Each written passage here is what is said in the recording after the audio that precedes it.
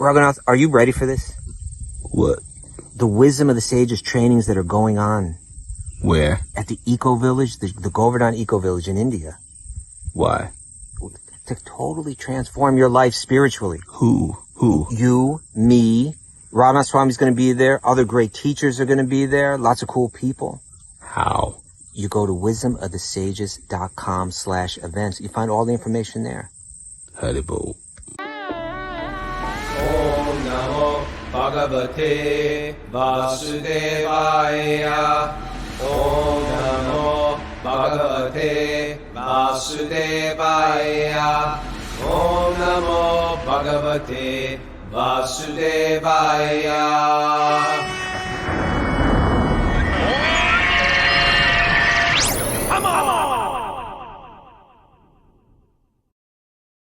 Live from Super Soul Farm, this is Wisdom of the Sages, a daily yoga podcast with your host, Raghunath, and co-host and senior educator at the Bhakti Center, New York, Kaustubh Das. Welcome to the show. Welcome to Sleep In Saturday, Q&A day. Today, the members of our audience writing questions, and we put them in order, and we file them out, and me and Kaustubh try our best to answer them. If you're listening to this on Facebook, welcome. This is a daily study of sacred literature of India. Sometimes we hear some wise quote from India or a famous philosopher in India. We like, or something from yoga, or we did a yoga teacher training, and perhaps we liked the philosophy section. Well, how do you incorporate that into your life? That's what we do here in the show. We hear Vedic truth on a regular basis, and it starts to change the way we think, and it starts to recalibrate our internal compass, and it actually changes us. We have a massive community now, which is almost two. We started in 2020. What was that? We're wrapping up almost the third 2 year. years. Two solid years. Almost No. three. We started in 2020, then 2021. Oh yeah, 3 years. 3 years. We just did this. Is our 901 episode. No, yeah, 901st. It's easy to remember. I never remember the episodes, but yesterday was 900. It's like all the people who were born in 2020. It's like, how old are you? 22. They're so cool about it. 20. It's easy. It's like the Super people Bowl. who were born in 2000. Didn't I say that? No, they would be two. Oh yeah, they'd be two. Okay, that doesn't. I'm two. Yeah. Very cool toddlers. Well, I do the same with our birthdays. Do you know why, Kaustubh? I always know what Super Bowl it is because we are as old as the Super Bowl. I had no idea that. Yeah. Okay. This is going to be Super Bowl. Super Bowl. Super Bowl 57. Imagine if we just pulled like a stunt, like a marketing stunt, and we managed to rebrand the Super Bowl as Super Soul. Yeah. Okay. I thought you might be more excited about that. That'd be a great marketing stunt. Hey, everybody in the Pittsburgh area, Kaustubh is coming to town. Kaustubh Das is coming to town, and he's gonna. What are you lecturing? I'm gonna give a talk. Yoga. What are you teaching? I'm gonna give a talk. Yeah, at Yoga Factory, Zeb's place there. Zeb's Yoga Studio, and I heard you have we have a lot of people who listen from the Pittsburgh area, including your parents. Your parents are going to come. I don't know if they listen, but they're from the Pittsburgh area. Your parents. I want to meet your parents. Well, come to Pittsburgh. How can that happen? Come to Pittsburgh. I want to see the father of Kaustubh. Yeah, that's where my father grew up in the Pittsburgh area there. It's the land right of bridges. Do you know that? It has a lot of bridges. It especially had a lot of it's a pretty city. Steel. It was a steel town. Yeah, and then it hit rock bottom, I think, at a certain point. Then it became a Rust Belt town. Yeah. Then it became a Rust Belt town. Yeah, but it's got its up and up, and I've taught there every December. I've taught there every year since the first week of December. And we should make this we should do it together. Then what happened? Why don't you do it this year? Okay. Come on out. All right. Come with me. I'm not gonna. But okay. All right. Don't then. But how are you? I'm doing good. Okay, good. And you know what? I have a special appreciation today. Okay. For Mara. I was doing work over at Mara's kitchen yesterday. I was not I was cleaning the kitchen. I was doing personal work in Mara's office. And these two sort of burly firemen came in. and while she was cooking away, she's a caterer, if you don't know. Okay. And they said, hey, these two local firemen, like nice guys, big sort of heavy set firemen, like, real American guys. And they're like, hey, we're having a big Christmas party, and we're just curious, do you only cater vegetarian? And you could tell, like, they didn't want vegetarian. She's Right. like, she looked at them and she No, paused. there's many ways you could answer that question. What? Well, in other words, you could say, sorry, no, I don't do, I only do vegetarian. Or you could say, I'm going to make you a vegetarian meal that's going to blow your, right? She didn't say that. Okay. She said, I only cater vegetarian. And they were like, All right, okay, bye-bye. thank you. And they left. And I thought, you know what? She had a very successful, lucrative business. That's right. And she just said, you know what? That is over. I'm not going to do it anymore. I'm going to take a risk. And sometimes to get that sweet fruit, you got to go out on that edge of that limb. She did it. And she did it. And she went out and she just said, I'm going to completely rebrand my life. And there's a lot of fear there. And when she said that, I could tell, like, she's losing a lot of money. The money go right out the door. She's watching it go fly out the window. From one perspective, right? In other words, that's one perspective. It makes no It's material real. sense what she did. Yeah. It makes no material sense, but it made sense to her heart and her like dreams and the trajectory of who she wants to become. And I had an appreciation. Divya's like that. She's got a restaurant in Manhattan, Divya's Kitchen. Yeah. Absolutely fantastic, top rated, but she doesn't serve alcohol. And that's hard in New York to make money without serving. That's where you make the money. That's where you make the money. Yeah, right. That's where you get the tips. Yeah. That's where, right. And that the markup is super high. Sure. So, you get people in there, they're eating the meal. You're making a little something off the meal, but then the alcohol goes on top of it. And then that's where your profit It's lies. a real sacrifice. Sometimes we have a lot of students who are like, you know what? I get all this stuff. I believe on this stuff and I don't know what to do. I work in a bar. Yeah. I work in a bar and I distribute alcohol and I feel bad about it. And they struggle with this. And, we're not saying. Not one answer. We are saying there's no one answer for these things, but people get spoken to internally. Krishna is real and Krishna directs us through our heart.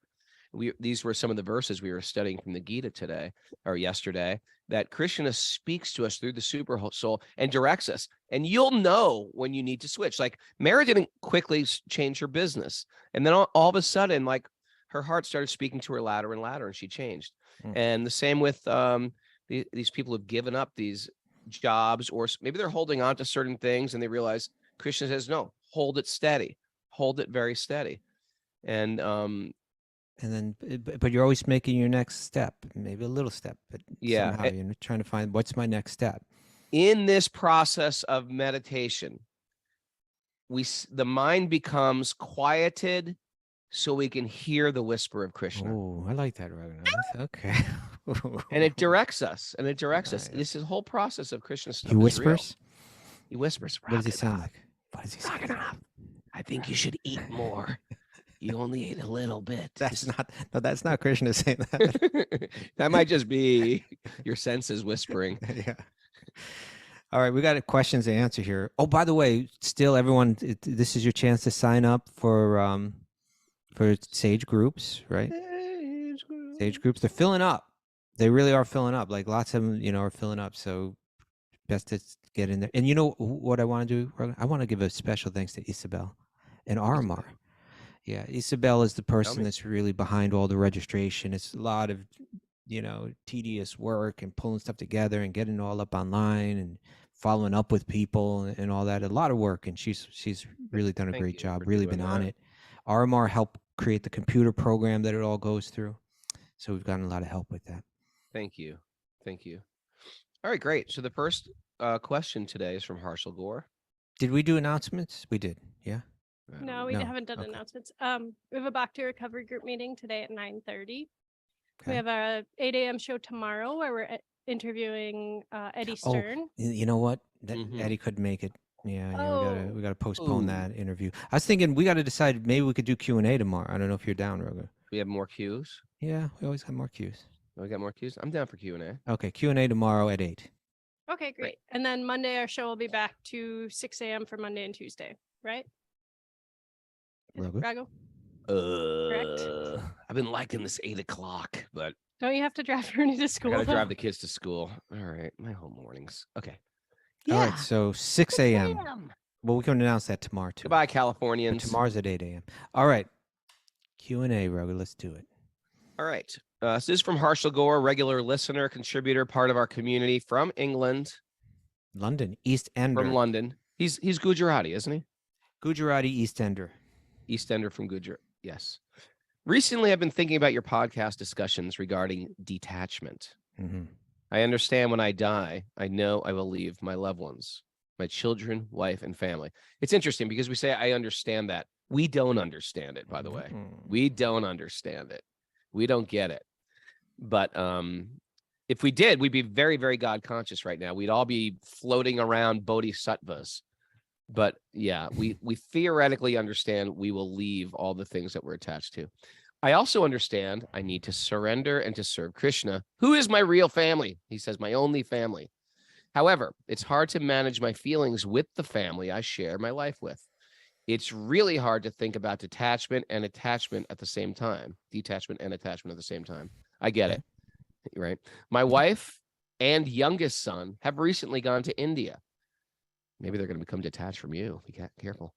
I was trying to train my mind to be detached, but the separation has been really hard, right? So the family goes away on a family trip and he's not there. And he's like, he feels that, I miss my kids, I miss my family. Yep.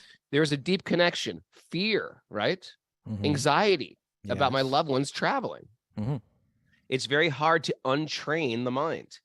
Even more difficult, my mom passed last year, but I still have deep attachment and separation feelings. I know she is too.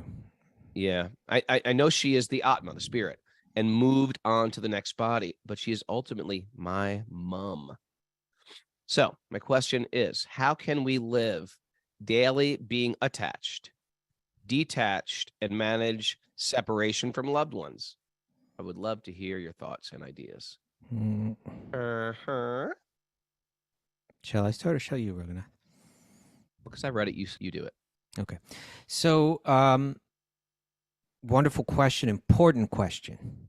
And I want to start off by saying this, that our texts speak about love, right? Our sacred texts that we study, like Bhagavatam and Bhagavad Gita, they also speak about detachment, right? And it's not unusual that they speak in detail about attachment and detachment towards one's family members, where our attachments are strongest, right? We need to understand this carefully, thoroughly, because I think, Raghunath, I think I could speak for the both of us when I say that even within the Hare Krishna movement, which you and I, owe so much to and participate in, Yes. there's been so much trauma caused around a misapplication of this idea. Would you agree with me on that? Yeah. Okay. Yeah. So in other words, if someone's reading these texts and thinking, I need to be detached from my family, I need to be detached from my children, and then one becomes emotionally distanced from them, or maybe makes decisions that are callous based on this, that you can really cause a lot of emotion, and it's not it's not helping one spiritually. It's not it can potentially cause great emotional trauma. And we don't want to misinterpret this. Now, there's a unique idea in bhakti, unique amongst the other yoga paths, and that is that when you become attached to Krishna, you naturally become detached from the things of this material world. Right. So if that's a fact, then you don't necessarily need to try to train your mind to become detached from your family. That's point one. And point two is that how that detachment manifests may not be what we're picturing. It may not be that I'm detached from my family in the sense that I won't be loving to them. I won't be emotionally affectionate towards them. That's not what we're aiming. Bhakti does not aim for that. That's not what we're trying to do. What Bhakti is trying to do is really it's trying to detach us from illusion by connecting everything to Krishna, seeing Krishna's connection to everything. That's what we're aiming at, right? Trying to seek. So if you see the connection of your family, your mother, your spouse, your children, if you see their connection to Krishna fully, then you understand something. A couple things. One is that you love them because you understand Krishna's love for them. You naturally love them, right? Because you see Krishna in them, you naturally love them. Because you feel you have a sense of responsibility in your service to Krishna, you love them, you serve them, you protect them, you provide for them, right? But because you're developing this Krishna consciousness, you're seeing Krishna's, you're seeing God's connection to every living being, God supporting every living being. Gradually, you will develop an understanding, which we could call detachment, an understanding that ultimately it's Krishna providing for them, that ultimately they belong to Krishna, that ultimately we all belong to Krishna. And that is a type of detachment. That's the kind of detachment that we're looking for here, right? You'll realize that my happiness in life is not coming from, in other words, I look for them for my happiness. They are the source of my happiness. That's attachment. Mm. We all together are connected to Krishna, who is the source of our happiness, who is this, who is, provides us our very nature, which is happy. That's detachment.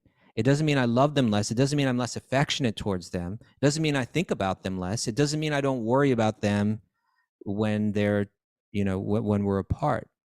But I worry about them and think about them and provide for them and am affectionate for them in the context that we are all connected to Krishna. We all belong to Krishna. That's detachment.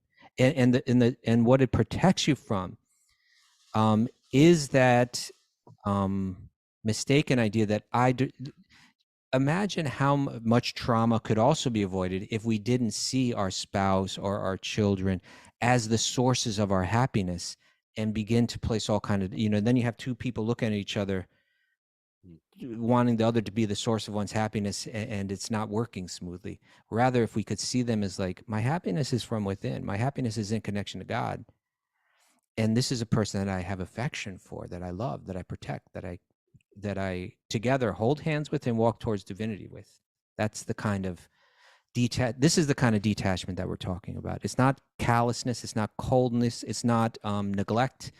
It's not that they're not on my mind. They're on my mind, but they're on my mind within the context of Krishna, of the origin of all existence. How's that? I think you're right on. I think you are right I on. want to hear your realizations on this. You want my realization? Yeah. Baby teeth. Of course. Baby teeth. Yes. Baby teeth have to come out. Okay. They have to come out. You might like your baby teeth. Your baby teeth are cute. They look like little corn kernels, but they got to come out. And sometimes if you remember your baby teeth, just because I have kids and one kid is losing his teeth. You don't remember you had baby teeth? I know I did. My kid, if you got a kid, because their baby teeth and it's like, how do you get that tooth out? And what we do in this process, and you're doing it right now, we do little wiggles, little wiggles, little wiggles, little wiggles, little wiggles, little wiggles. That's what we're doing. Every time we hear transcendental wisdom, little wiggle, little wiggle, little wiggle. Now, the material energy works in such that sometimes it just yanks the tooth out of the mouth and there's extreme pain. And sometimes sometimes you might even get an infection, like for an adult when they have a tooth that has to come out and they're putting off going to the dentist either for financial reasons or they hate dentists. They don't want to go. They're putting it off and they're suffering with it. Either way, the tooth must come out. Either way, I don't own my children. I don't own my spouse. So we are reminding ourselves on a regular basis, none of this is mine. Everything Kostuba just said, that they are all children of God. I'm not the possessor. I'm not the center. They're all children of God. We're here to love for a few days only. They are not my son. I am not the father. These are roles, like a drama that we're playing. Okay, in this drama, I'm going to be the queen and you're going to be the king. And then the next drama, I'm going to be we're just changing roles. And when we hear that on a regular basis, it loosens the tooth. So when it does happen, there still will be some still will be some letting go, some grief, some pain, some heartbreak, but it will lessen that for sure. We'll have some way to frame out what we would call otherwise tragedy. There's nothing tragic. Truthfully, even in those trauma things, in the absolute picture, and people don't like to talk about absolutes anymore. But in the absolute picture, it's not tragic. There is no tragedy for the devotee. I don't mean sound insensitive, but everything's actually perfect in my life. Everything's actually perfect in everyone's life. Although it may not appear perfect on this platform, there's a much bigger picture where everything is expertly designed for our evolution.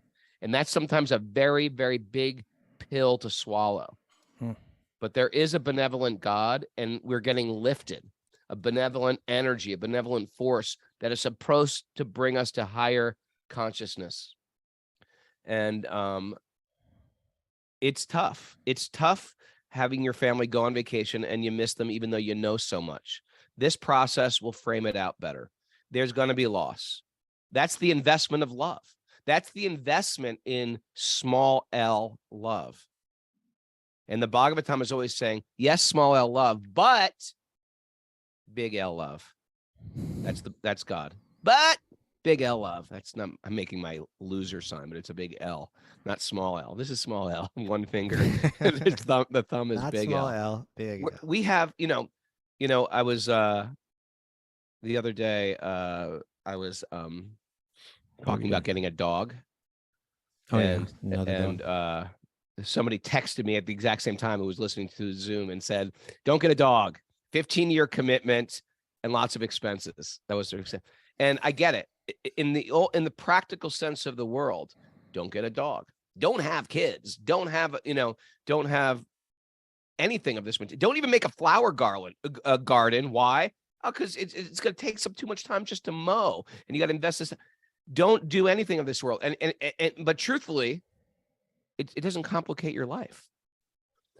But on the other side of that, there is small L love that sometimes we need for our psychology, for our emotions, for our groundedness. We need maybe the comfort of a husband or the comfort of a wife or the comfort of a partner, the comfort of an animal, the comfort of a home.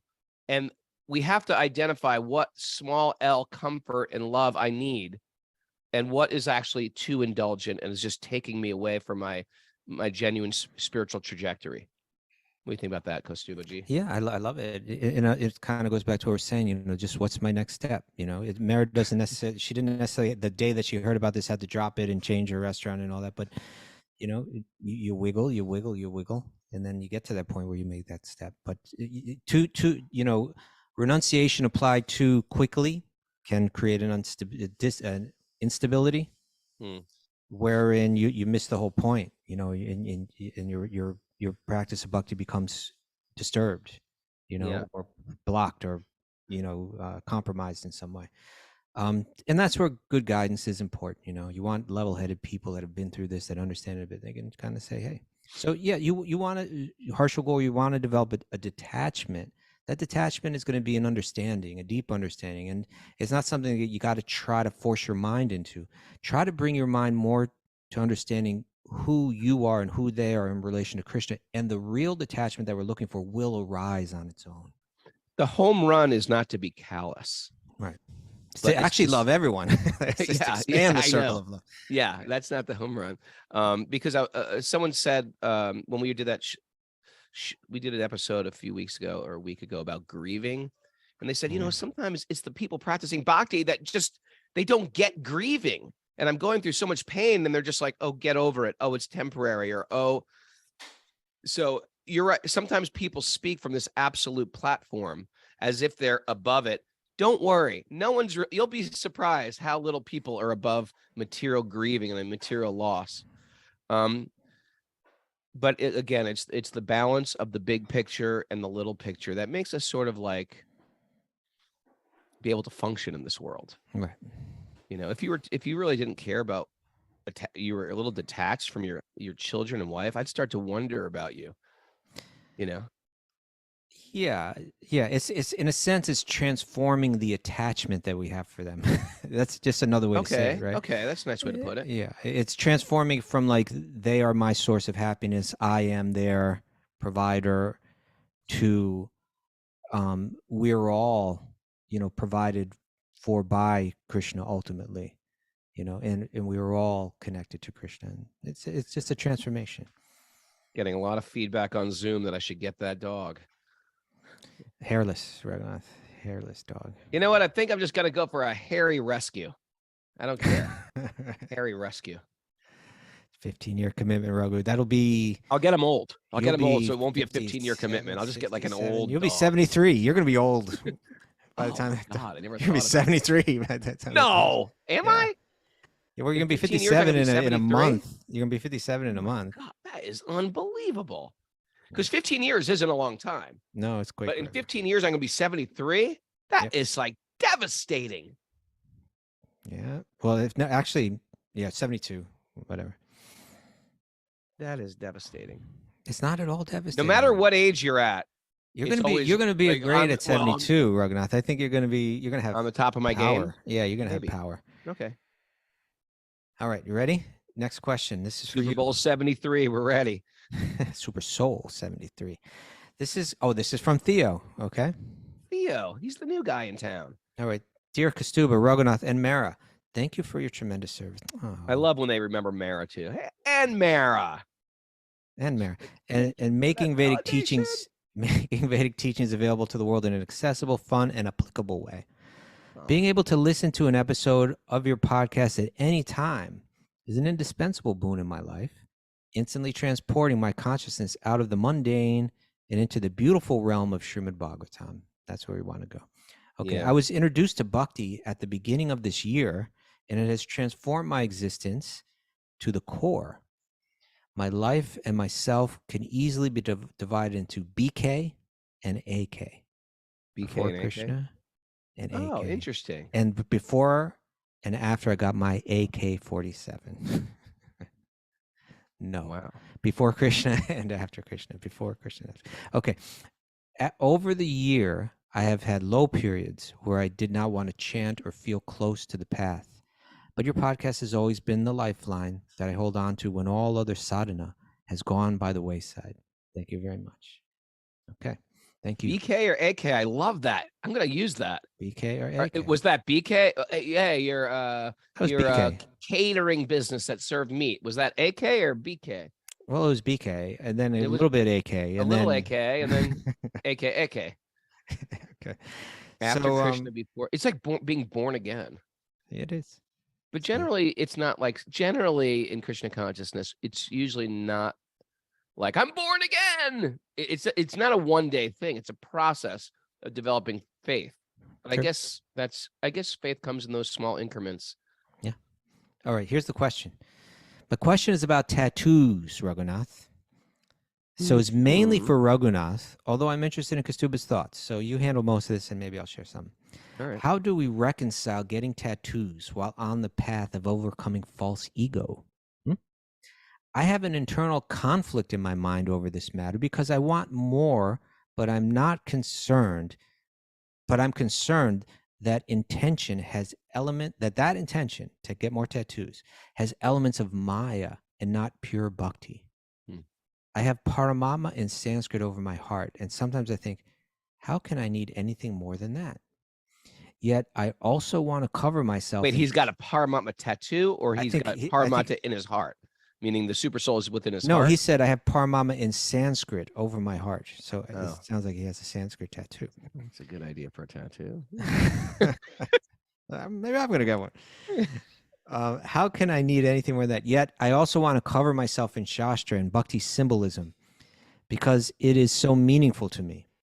I realize that I may be trying to wear Krishna on my body more than I embody the path of the servant of the servant. Sure. Is this a situation? It's nice. Let's be honest with ourselves, right? That's, it is. Oh, I'm going to be honest. All right. Is this a situation where it's not about the tattoo, but about the intention and mood in which it is gotten? Can getting a tattoo, so that's the first question, Raghunath, right? Is it more about the intention than the actual action itself? Can getting a tattoo be an offering, Raghunath? Extending beyond tattoos. How do we walk the ego tightrope where being Mhm. cool or having opulence can potentially be used in the service of Krishna by making the teachings attractive, like Raghunath does so well? But Oh, did you holds say the that, or did you write that? no, he said that. Oh, But that's holds verbatim. the danger of Mhm. just being a misuse of spiritual teachings for one's own aggrandizement. Ooh. The easy answer is to forget tattoos and simply always remember Krishna and never forget Krishna. But and it's just real. I would like validation to get a Hanuman back piece. He wants me to give him the thumbs up. This is what this whole question is about. Big old Hanuman back piece. Raghunath, go. That's ego. Come on. All right, next It's question. ego. But All so right. is everything in this material world. Are we? If we didn't have an ego, we wouldn't have a body. It's part of being in this world. But I don't think ego is necessarily an on-off switch. I think ego is very often in gradations. And I don't think that we're asking people to like get rid of the ego immediately. We start to like add Krishna to our life, and eventually we just start being motivated from, I want to serve Krishna. And there will be a point where you can get a Krishna tattoo. I mean, I remember the first Purely. time I wanted a tattoo. It was 100% ego. I wanted like What'd you get? I didn't get it. I didn't get it. Thank God. What I had was it? 1,000 horrible ideas. Let's hear Black the worst. Rose, Doc Martens, crazy stuff. Doc Martens. Everyone was getting Doc Martens on their head. Remember? Crucified skin. Yeah. All this stuff, like Jiva G knows the deal. She was from that tribe. But I didn't get any of those. But fortunately, my first tattoo was a spiritual tattoo when I was. Is that the Om and the 22. sun on your shoulder? Yeah, the Om with the sun. And Okay. but actually, my first one was Om Namo Bhagavate Vasudevaya. How about that for full circle? Around my wrist. Yeah. Got it in a squat in Amsterdam. What could go wrong? And but anyway, of course it's ego motivated. But how much ego, but as I get older, I do stuff less. I think I do I'm checking in more with my intention. And What was the intention behind the Fibonacci? Fibonacci spiral that you got just a couple weeks ago. now it's sort of like I couldn't give a crap what people think so much. I just like I like it. You know what I mean? And I'm sure there's like more. I got a Fibonacci tattoo from Scott Bakos because I always talk about the Fibonacci spiral. It's sort of like, for me, it sort of represents my whole micro macro view of reality and the spiritual realm. Okay. It was more for me. I want a picture of my next tattoo will be Sweet Baby Krishna. Why? Because I love Sweet Baby Krishna. I like to look at him. I like to see him. I want him to carry him with me. I think it's less when my kids are like, "Why, Dad? Did you just get a hand?" I've got more tattoos AK than BK after Krishna. But I think the intention is different. I couldn't care as much. I just more care about, and I'm sure it's motivated by ego, but I just feel like I like Krishna. I like Shelter. I was proud of my band Shelter. I really I like the people that were in the band. I like the music we wrote. So I got the chakra on my hands. And my daughter, I posted on Instagram when I was getting it done. My daughter wrote me and was like, "Dad, did you just get a hand tattoo?" And I was like, "Honey, I'm 56 years old. Nobody cares. There's no job I have to get where I'm not going to get anymore. Everything's good." Doesn't mean that's not a green light for you. It just means one of our friends has exceptionally beautiful tattoos of Radha and Krishna, like portraits. We got a bunch of friends. And I wanted to get in touch with him because I wanted to actually have photographs of that art. I wanted to use it in some graphic arts. Jagannath Vilas, is that what you're talking about? Exactly. Oh, yeah. And so I wrote to you and say, "Hey, you got Jagannath Vilas's contact info? Because I want to find out about his tattoo artist." And you wrote back something like, "Kastuba, don't get a tattoo," or something like that. Keep it clean, Kastuba. Yeah. Keep it clean.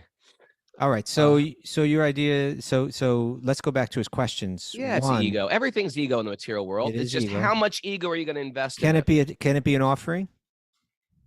Sure. It's I an mean, ego-filled a offering. lot of devotees will. There's certain devotees who'll be like, "These are sacred things. Don't place them on your body."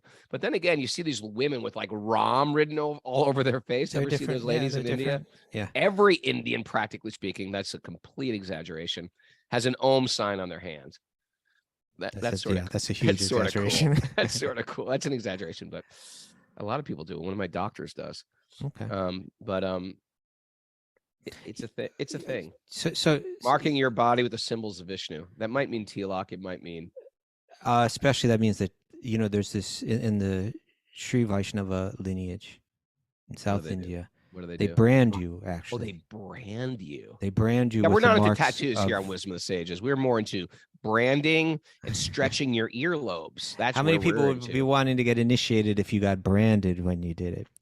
Imagine that. Did you ever see a Yeah. Kung Fu with David Carradine? How he used to have to pick up the hot boiling pot and it would brand dragons into his arms. I didn't You remember know about that? No. It was like the beginning of the show. Okay. Well, let me just share a couple thoughts on this, if you don't mind, Raghunath. I Okay, sure. appreciate what you said. Yeah, what's your opinion? And you don't have any tattoos, so I don't have any tattoos. I think you should get one. I think you should get a You're Wisdom of flipping the on me. Sages sage on your chest if Sure. you're really serious about this stuff. Okay, let me think about that. Yeah, and generally, we're marking our bodies in ways that we feel makes us look more cool. And there's no doubt about that. The tattoos, Even the way we dress, even the way we dress. I was going to go there. I was going to say, even when we put on a T-shirt, we're thinking it's comb going our to make us look hair, cool. shave our yeah, head. so that's there. I was going to share a memory that I have of a friend who he had an earring, right? And he went and he was going to spend. It was either just like one night or a weekend in an ashram. And he walked in the ashram, and kind of like the senior monk of the ashram, kind of in a real cold way, said, "Those earrings, take them off," like that, just like that, Wow. And obviously it makes obviously now I can understand, like, if an ashram says, "Hey, this is how we practice here. We won't be decorating our bodies. We're going to dress this way. We're going to, and then you buy into that and say, okay, I buy into that." But he was just staying there for a night or something. It's like I know. he wasn't Like going to the ruin your oldest power standard or trip. anything. Yeah. So I don't even believe that the intention of the senior monk was wrong, but I believe that but I don't think what he did was productive or helpful, and it was actually, I believe, was counterproductive. Right? In other words, it hurt him. Oh, And I've done the same thing with junior monks coming in when I was the head monk. Yeah, I did that to Narottam because Narottam was staying in the temple before he was Narottam, when he was just Bhakti Norm. You mean BK rather than AK? He was AK. He was He a was devotee, AK. but he was just sort of like not used to living in an ashram. He was a Krishna Corps kid. He was in a band. He was in Texas of the Reason. So BA rather than. And I was AA. like, okay, man, okay, put on your copins. And he's like, oh, I don't wear those. Copins are the Brahmin underwear where you're strapping down yourself, and it's like a G-string. It's like a Tarzan G-string. Yeah. And he was like, can't I just wear boxer shorts? What does it matter? I was like, it matters. It matters. We're making the littlest things the biggest things. Well, that's my point. Yeah. Then on the other side, though, there is something about you don't care about what you're wearing anymore. You don't care about your clothing. You don't care about your. That's there too. And so here's my point. How we manage these little things in our life, and what we choose to renounce and what we don't, right? There's all kind of gradations, but there's some things that are really important. Let's focus on those, right? Sure. I'm gonna try to wake up early. I'm gonna have some regulated chanting of the Maha Mantra. I'm gonna have regulated hearing. I'm gonna be very respectful to people. I'm gonna be especially respectful to Krishna's devotees. I'm gonna learn not to just blab nonsense out and criticize people for no reason, unproductively, and so on.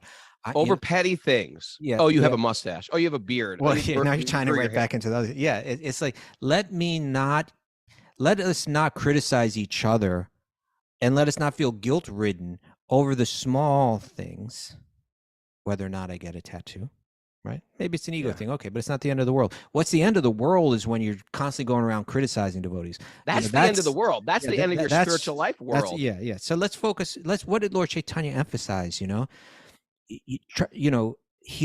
Bhagavatam, chant Hare Krishna as purely as you can, associate with the devotees.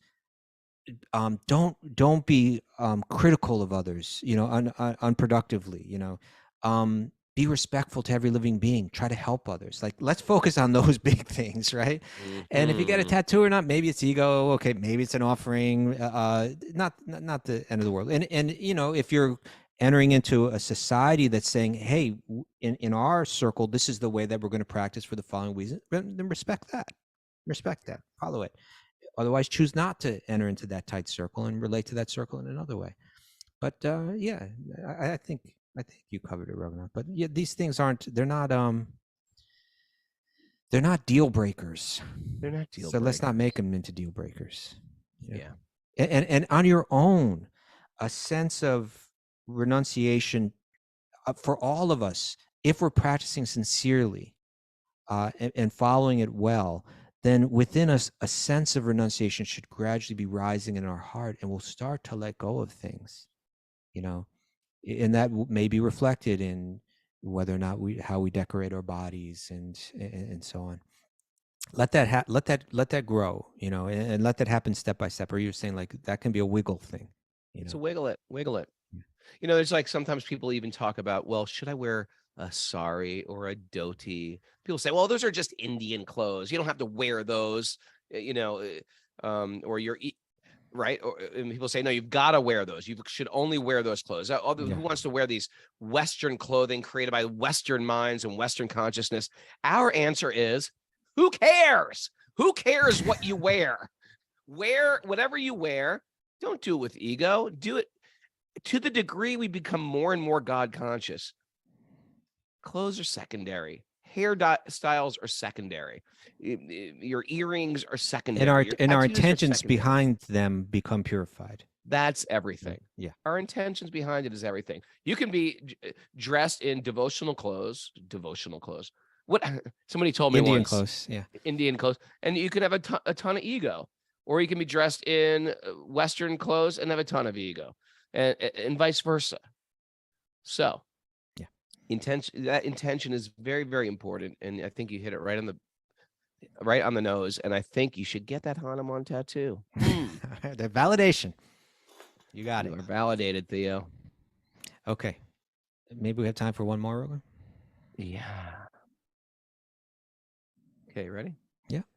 This is from Anonymous via email. Anonymous. Okay. Hello, neighbor.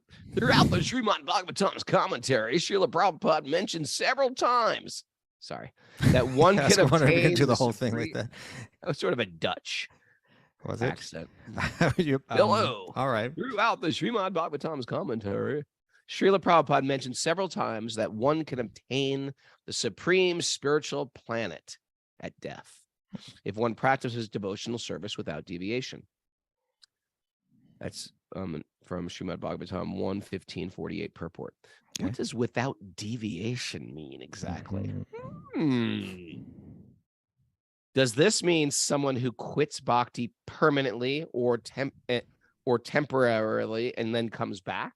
Or a person who struggles with certain offenses like drinking or smoking? Sorry to bother you, Harry Bull. Well, that's a good question. It's a great question. Like, without deviation, like suppose you got into bhakti, in your 20s, and then you struggle in your 30s, and then, midway through your 30s, like, I want to get back. Sorry, you deviated. You can't get back to the spiritual world. It's a good question. You know why? Because all these people, like in the straight edge movement, where they would say things like, if you're not now, you never were. Till death. Well, what if you're not now, you never were? Okay, I am now, but I wasn't yesterday. But I am now. You could just pull that. Well, I am right this moment. I am. So yeah, sign up without deviation right now. I'm without deviation right now. Where do you measure that? Where do you measure that? Because we've been in lifetimes of deviation, right? Oh, weird lifetimes of deviation. Ooh, that's a good band name. Yeah. Okay, so when Prabhupada uses that phrase, without deviation, remembering Krishna without deviation, practicing bhakti without deviation, I feel it's safe to say that there's several terms, Sanskrit terms, that he could be alluding to. But I think especially in the Bhagavad Gita, we find verses like Ananya Cheta, right? Ananya Cheta Ananya Satatam. Bak. Yeah, Ananya. Ananya Bhak. Anya, the word Anya means other, and Ananya means without any other, right? Solely, completely, wholly. I believe that the Prabhupada, when he's saying Ananya, when he's saying without deviation, it's not so much like a period of time that one deviated, but it means that it's what the path of bhakti is aiming towards is to achieve a certain state of consciousness. And in that state of consciousness, one sees everything undeviatingly connected to Krishna, and one wants nothing undeviatingly except love and service in connection to Krishna. That's undeviating. It's not like, in other words, it's continual, it's constant, it's permanent. It's like, not that I kind of sometimes feel some genuine affection and love for Krishna in my heart, and then other times of the day I'm feeling like I'm going to derive my happiness in some other way, and I'm forgetting Krishna. No, it's like my heart is wholly, entirely, my mind. It's kind of a yogic, it's yogic language actually, right? It's talking about samadhi, a type of samadhi, where the meditation sama, it stays the same without deviation. So it's saying we can achieve the state of yogic consciousness, this state of divine love, where my consciousness, my mind, is undeviatingly directed towards Krishna and not being deviated into some other direction, right? I see everything in connection to Krishna. Sometimes you use this thing in a different way, Raghunath, but the idea of looking behind a tapestry, you look at a tapestry from one end, from the front, and it seems like, oh, there's so much variety and so, but then you look at the back, you see, oh, I see how it's all tied together. Yeah. The And randomness has a yeah, purpose. yeah. And so when we can see that everything is tied together to Krishna, and we see everything in its connection to Krishna, this goes back to Harshal Gore's question. When I see my family in connection to Krishna, then we're thinking of Krishna without deviation, right? And that's the consciousness that we're talking about here. Ananya Cheta Satatam. I'll read this. Ananya Cheta Satatam. In this verse, actually, 3 times it's kind of mentioning this, like always, right? Satatam, always. Ananya Cheta, that my Cheta, my mind, Ananya, without deviation. Satatam, always. Mm. Krishna says, Yo mam smarati, always remembering me, right? Always remembering me without deviation, right? Nityasaha, again, like, all the time, regularly. So, Ananya Cheta Satatam, Yomam Smarti Nityasaha. When one's mind is steadily, constantly, always engaged in me, in remembering me and thinking of me, Tasyaham Sulabha Partha, O Partha, O Arjuna, Tasyaham, to that person, Sulabha, I'm very easy to attain. I'm very easy to achieve. When you're thinking of me always, when your heart and your mind is direct, then the process becomes easy. The yoga becomes easy. And it says nitya yuktasya yoginaha, right? Again, nitya, because of their regular, constant connection, their yukta, right? The yogi has an easy time, achieving that highest goal. So, there's other verses in the 12th chapter. You find that Ananye Naiva Yogena, that he's saying that those that are always remembering me, I become the swift deliverer for them. And there's other phrases like that, but I believe this is what he's meaning. But and if you read the commentary of that verse, you'll get a good idea of what he's speaking about. It means I just want love for Krishna, undeviated by desires for the things of this world, undeviated by the desire for freedom from the sufferings of this world. That's another way of saying it, right? So it can mean a constant state of meditation. It can also mean a state of meditation that's free of other desires. Ananya Cheta. All right. I like it. Okay, so that's a few questions for today. We'll take a few more tomorrow, right? Good. You good. You good. Prabhu? You too. That was really nice. Mara, anything you want to say? No, but thank you guys both. All right. Great You're answers welcome. Thank today. you, Mary. You're welcome, Mara. Thanks everybody for joining us on this lovely, overcast, gloomy November Tuesday. How can I make this? How can I bring December, some bright Prabhu. light? Huh? It's December. It's December. It's December, and it's. Did I say Tuesday Saturday. also? Yeah, it's a Saturday.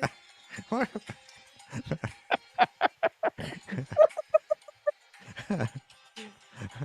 We've lost him. I'm double out of it today. I said a Krishna. gloomy November Tuesday. You also said Feels like that that. 2 years old are 22 years old. Ever like look at your life and be like, how have I made it this far? How am I not just laying on the street right now? I look at my life on a regular basis saying, I should be dead. I should be dead or like in a gutter somewhere. Thanks, everybody. Great way to start your day, hearing transcendental literature, hearing truth, how to apply truth, being around a community of people who want to imbibe this stuff. This is wonderful, isn't it? Wonderful. As we dive into these holiday seasons, which bring great joy, This is why do you, togetherness, and why do you want sometimes... to? You're, What? there's something in you that so wants to be the guy on the television announcer as we go into the holiday As we season. enter into the holiday season, that brings, I was going to say, it brings great suffering and sometimes unearths something you don't want to, like when you're digging and some horrible gas comes out while you're digging. That happens also. It does, right? All the time. Yeah. So sometimes you get a jewel, so the holiday seasons bring all that stuff. It brings depression and it brings addiction. Okay, let's leave this on a higher note. It also brings some, anyway, for us, it brings reflection. Wherever we're going into a happy Christmas, a horrible, whatever it is, it brings reflection, depth, strength, and community. Let's keep this real. Let's keep this together. We are together. We are a family. We will overcome. Hadi-ho! Oh, Krishna. Guess what I'm doing today? Woo! Snowboarding. I'm going to Ragu's the, What are you doing? favorite pastime. What's that? one of my favorite pastimes. What? Oh, going to the dump? I'm going to the dump. Oh, nice. Going to the dump with the pickup truck. It's like one of the best things you can do. Come on, who's with me? The dump. We're always finding treasures at the dump, too. My kids, it's their favorite thing to do. We come back with almost as much stuff as we Yes, you're dump. right.